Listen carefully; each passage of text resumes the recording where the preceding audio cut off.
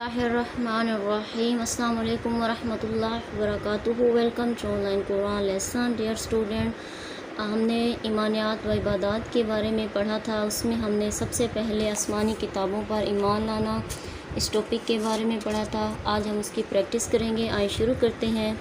First है दुरुस्त जवाब का इंतखाब करें।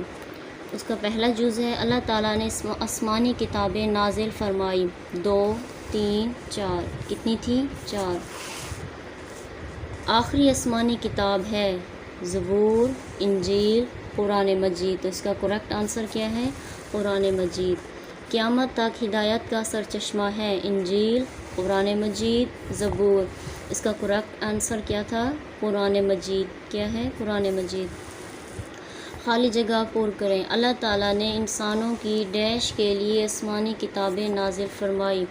तो इसका करेक्ट आंसर क्या है? रहनुमाई के लिए। कुरान मजीद डैश का सरचश्मा है। कुरान मजीद हिदायत का सरचश्मा है।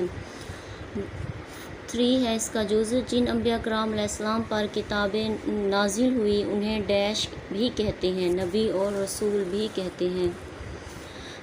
दर्ज सवालात के जवाब दें। 3rd इसका क्वेश्चन है। फर्स्ट इसका जुज़ है अल्लाह ताला ने आसमानी किताबें क्यों नाजिल की। फर्स्ट क्वेश्चन का क्या आंसर है कि अल्लाह ताला ने आसमानी जो किताबें हैं इंसानों की रहनुमाई के लिए अपने ख़ास बंदों पर आसमानी किताबें नाजिल की है।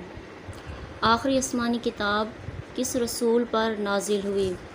तो इसका करेक्ट आंसर क्या था? आखिरी आसमानी किताब यानी कुरान मजीद जो है हज़रत मोहम्मद ख़ातमुर रसूलुल्लाह ख़ातमुन नबीन सल्लल्लाहु अलैहि वसल्लम पर नाजिल हुआ।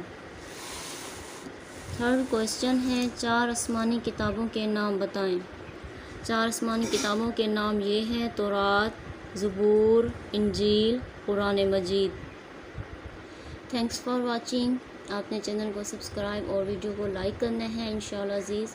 नेक्स्ट वीडियो में हम पढ़ेंगे फ़रिश्तों पर ईमान लाना।